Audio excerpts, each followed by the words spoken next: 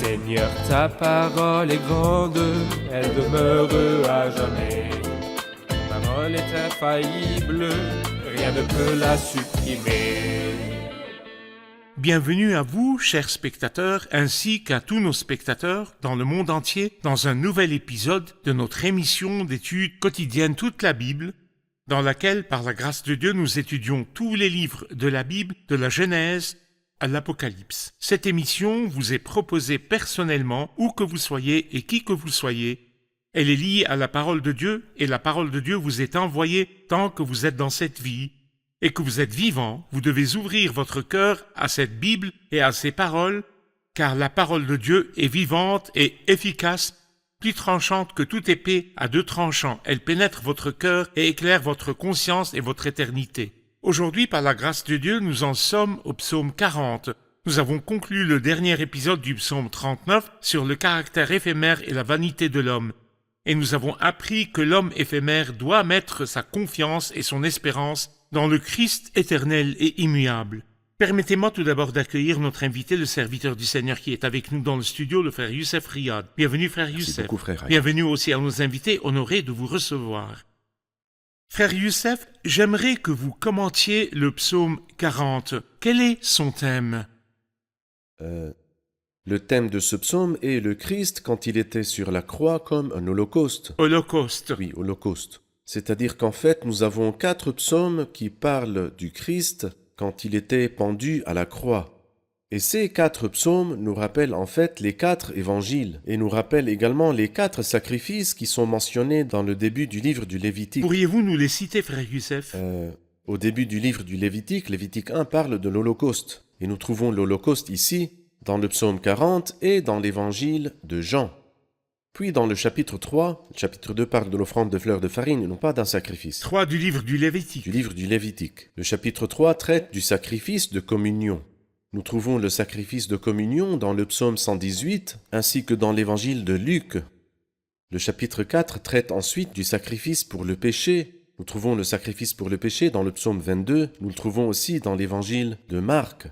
Et nous trouvons le sacrifice de culpabilité dans le psaume 69 et qui est mentionné dans Lévitique chapitre 5. Nous le retrouvons dans le psaume 69 et nous le retrouvons aussi dans l'évangile de Matthieu. Bon, pour faciliter la tâche du spectateur, pourriez-vous nous indiquer la nature de chaque sacrifice, de quel point de vue exactement il parle du Christ? Qu'est-ce que l'Holocauste, le sacrifice de communion, de culpabilité pour le péché? Le sacrifice de l'Holocauste ou l'Holocauste n'était pas offert par les Israélites lorsqu'ils commettaient un péché ou étaient contraints de l'offrir, mais il était offert pour obtenir la faveur de Dieu.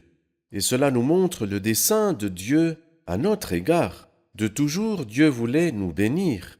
Et c'est un aspect merveilleux de la mort du Christ que nous voyons dans le psaume 40, non pas à cause d'un quelconque péché, mais plutôt en vue de nous apporter la faveur de Dieu. Il est dit que dans le sacrifice pour le péché, celui qui offrait le sacrifice posait sa main dessus afin que son péché soit transmis au sacrifice qui sera égorgé.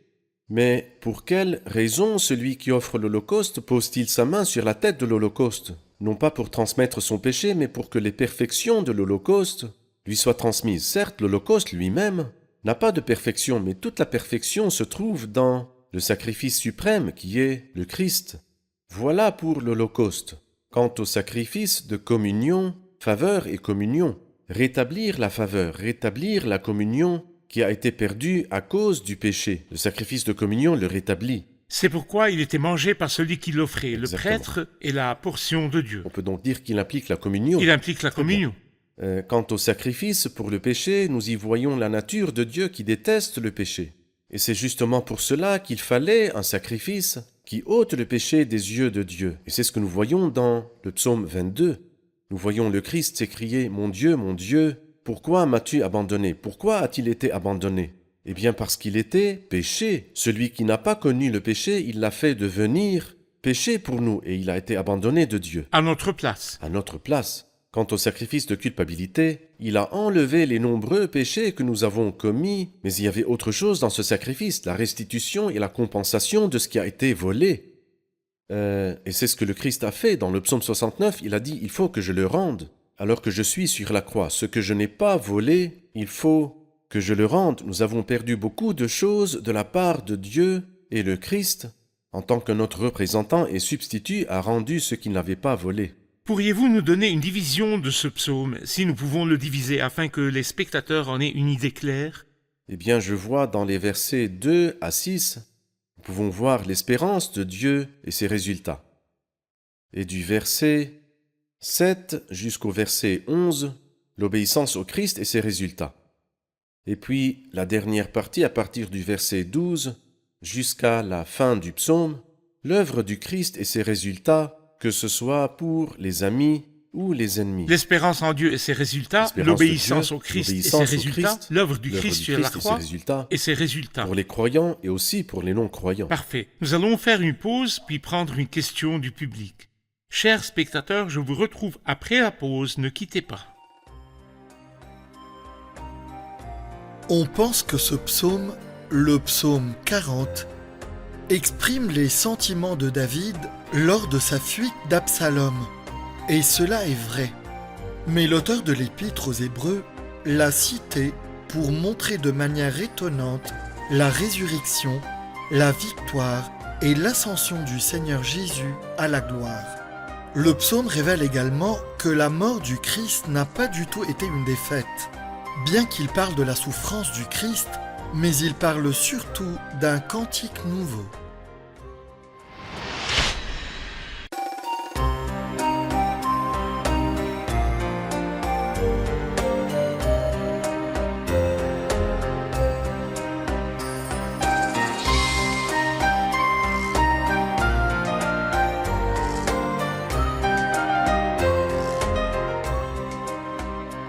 Nous revoici, chers spectateurs, pour prendre une question du public.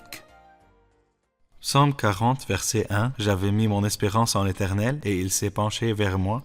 Il a écouté mes cris. Quand nous faisons le lien entre ce verset et Hébreux 5, 7, pendant sa vie terrestre, Christ a présenté avec de grands cris et avec larmes des prières et des supplications à celui qui pouvait le sauver de la mort. Et il a été exaucé à cause de sa piété. Cela signifie-t-il que le Christ n'est pas passé par la mort?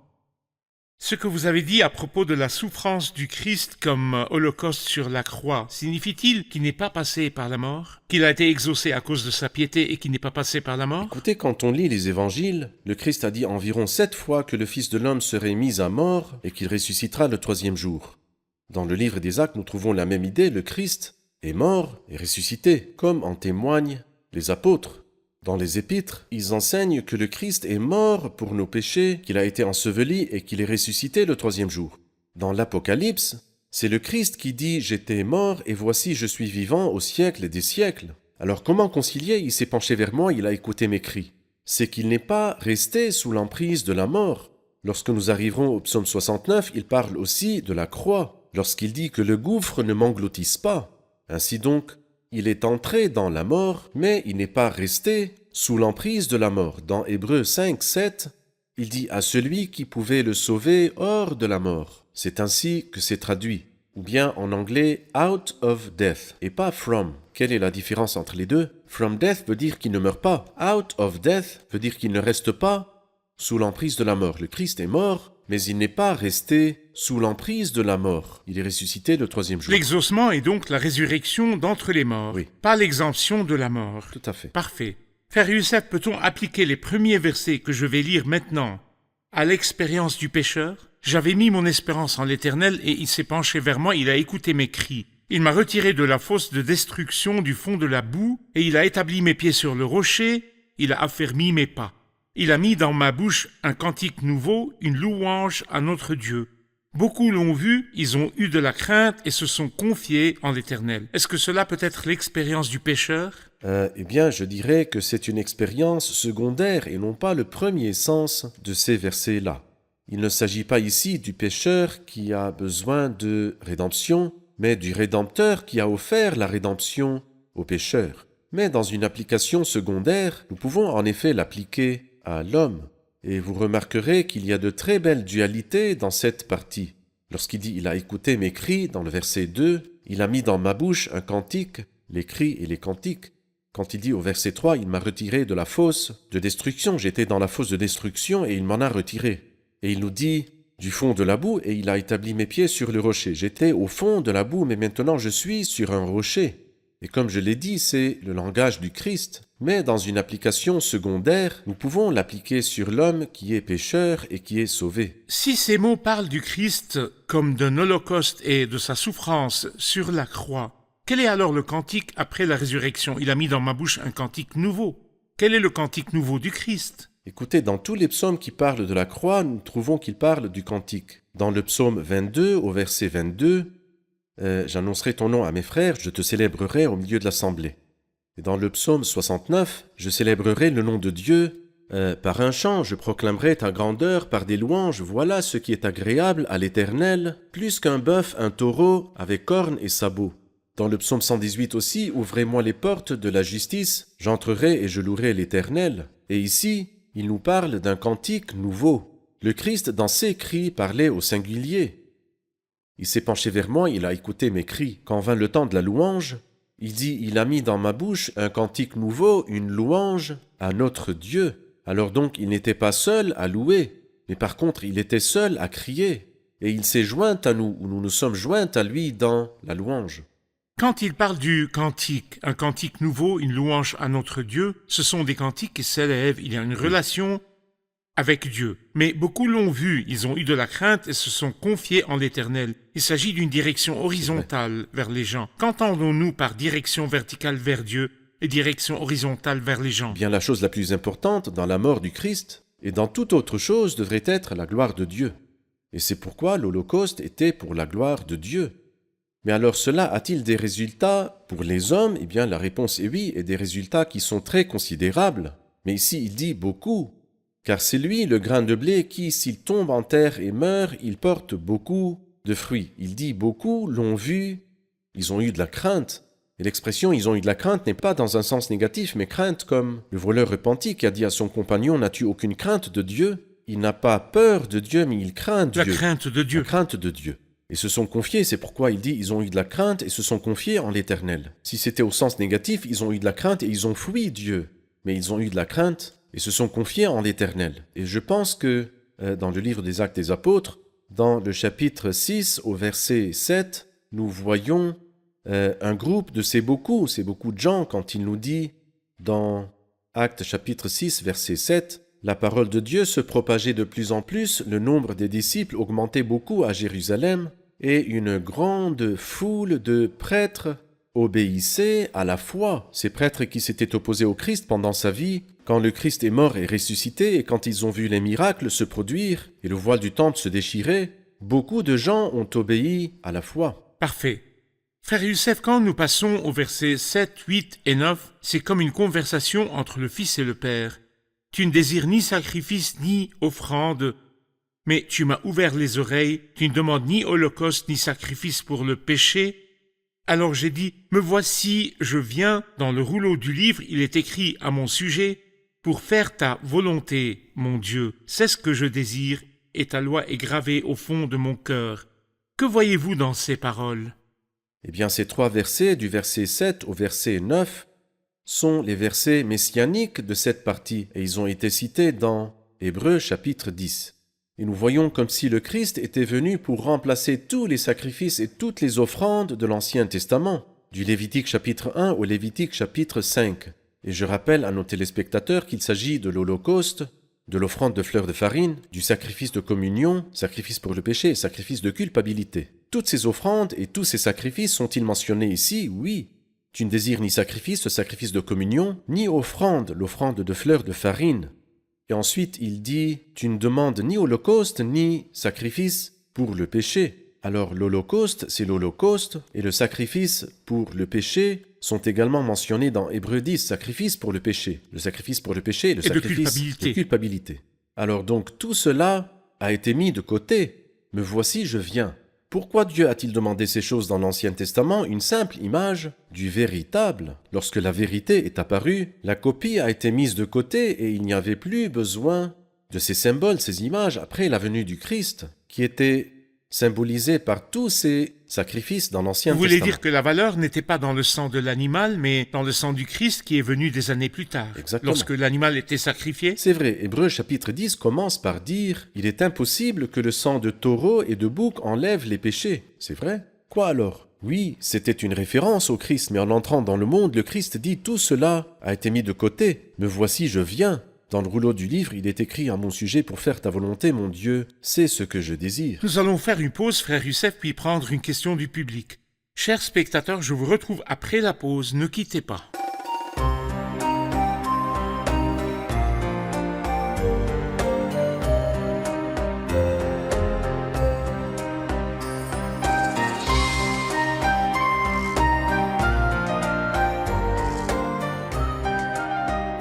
Nous revoici, chers spectateurs, pour prendre une question du public. Nous avons entendu parler de l'espérance dans le Seigneur Jésus dans sa résurrection d'entre les morts. Mais dans la pratique, nous savons qu'il est bon d'espérer dans le Seigneur, mais il est connu que l'espérance est difficile. Le psalmiste dit « Enseigne-moi à espérer en toi ». Comment apprendre à espérer? Comment apprendre à espérer? Et c'est difficile pour la nature humaine, frère Youssef. Le psalmiste ne dit-il pas « Enseigne-moi » ? C'est la Enseigne-moi. responsabilité de Dieu. En effet. C'est lui qui nous enseigne. Et je pense qu'il est capable de nous enseigner lorsqu'il nous laisse dans le creuset et lorsque nous crions et il nous fait attendre. Mais je ferai survenir cela très vite au moment voulu. Et je pense que l'illustration la plus claire est celle de Joseph. Joseph a beaucoup attendu, n'est-ce pas? Mais le Seigneur n'a pas déçu son attente. Et lorsqu'il a voulu se tourner vers le grand responsable des boissons pour le sauver, Dieu a fait en sorte que le responsable des boissons l'oublie pendant 2 ans. Parce qu'il faut que la persévérance accomplisse parfaitement sa tâche. C'est en fait l'œuvre du Maître dont il est écrit « Il n'y a pas de Maître comme lui ». En effet, frère Youssef, je dois m'arrêter sur le verset 9 pour faire ta volonté, mon Dieu. C'est ce que je désire et ta loi est gravée au fond de mon cœur. La loi de Dieu a été gravée au fond du cœur de Christ, dans le cœur du Christ. Oui. Comment cela s'est-il manifesté dans sa vie?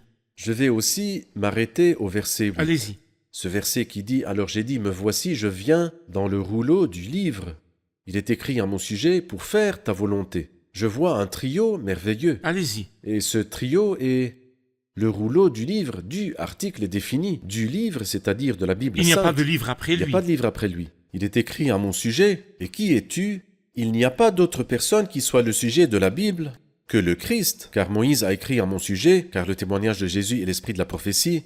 Pour faire ta volonté, mon Dieu, c'est ce que je désire. Ici, il parle du livre unique, de la personne unique, de l'œuvre unique, à savoir la croix. Et comment la loi de Dieu a-t-elle été imprégnée dans l'être du Christ? Regardez toute la vie du Christ, depuis l'époque où il était un garçon de 12 ans. Au milieu des maîtres, il les écoutait et les interrogeait. Il était préoccupé par le livre de Dieu et par rien d'autre. Qui lui apportait à manger? La Bible ne dit pas qui lui apportait à manger. Peut-être qu'il n'a pas mangé. Il est fort probable, car il était préoccupé par la Bible. Tes paroles se sont présentées à moi, je les ai dévorées. Et l'homme ne vivra pas de pain seulement. Si l'on considère l'ensemble de sa vie, même lorsqu'il était sur la croix, la Bible était dans son être, à tel point que la plupart de ses paroles sur la croix étaient des citations directes ou bien indirectes du livre des psaumes.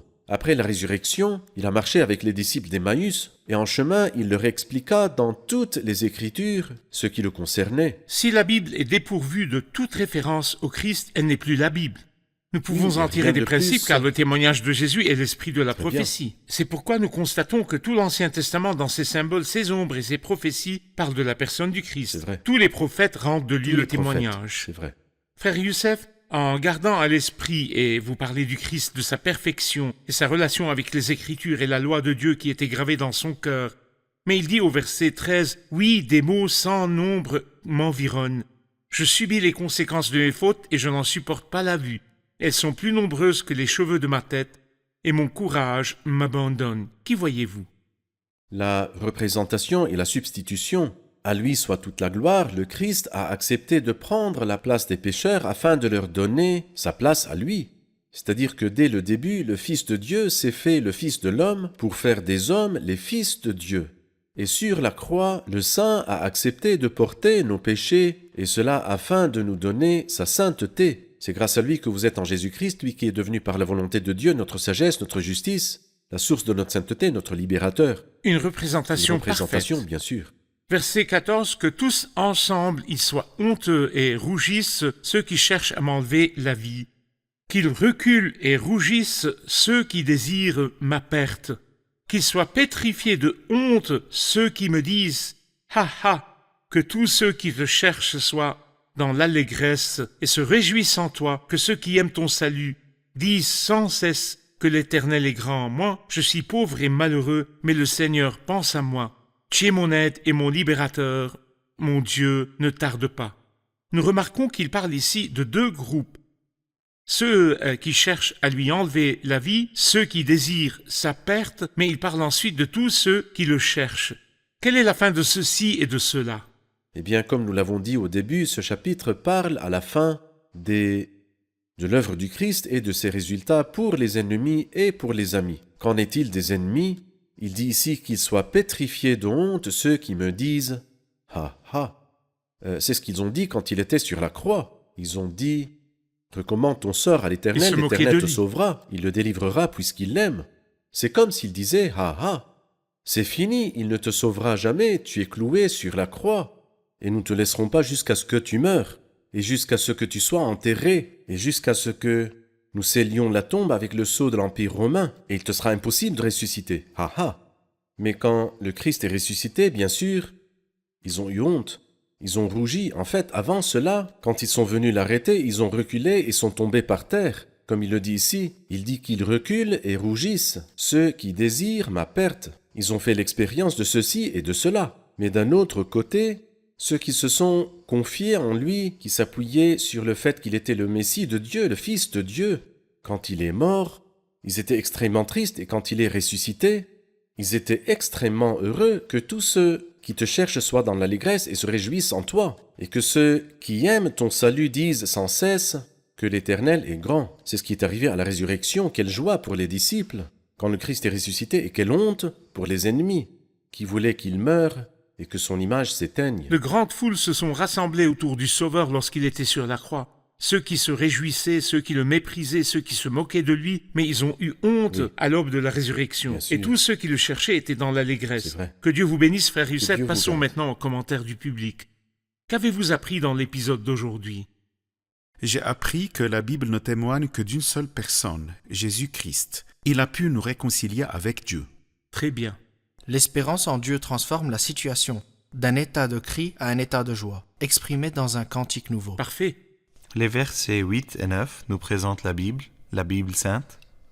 Il est écrit à mon sujet, la personne du Christ, et pour faire ta volonté, l'œuvre parfaite du Christ. Parfait. Beaucoup se moquent du salut du Seigneur, mais la résurrection est la preuve de la perfection du Seigneur. Parfait. Merci beaucoup. Que Dieu vous bénisse. Merci, frère Youssef. Nous poursuivrons notre étude dans le prochain épisode. Chers spectateurs, comme vous l'avez entendu dans l'épisode d'aujourd'hui, le Christ sur la croix était l'Holocauste qui, par son œuvre sur la croix, a satisfait le cœur de Dieu par sa perfection. Le Christ n'était pas sur la croix pour un quelconque péché en lui, mais il a été dit de lui que la loi de Dieu était gravée au fond de son cœur. Dans le rouleau du livre, il est écrit à mon sujet.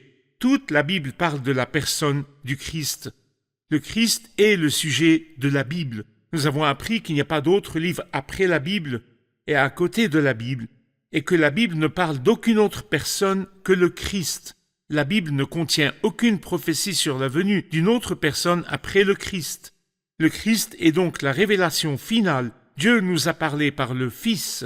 Il l'a établi héritier de toutes choses. Le Christ a été sur la croix pour vous et moi, et si vous acceptez le Christ, vous passerez du groupe de ceux qui reculent de honte au groupe de croyants triomphants à l'assemblée des croyants victorieux et rachetés. Ne voulez-vous pas aller du côté de cette vie, la vie du Dieu éternel? Vous devez accepter le Christ et son œuvre sur la croix. Je vous retrouve dans le prochain épisode. Que le Seigneur soit avec vous.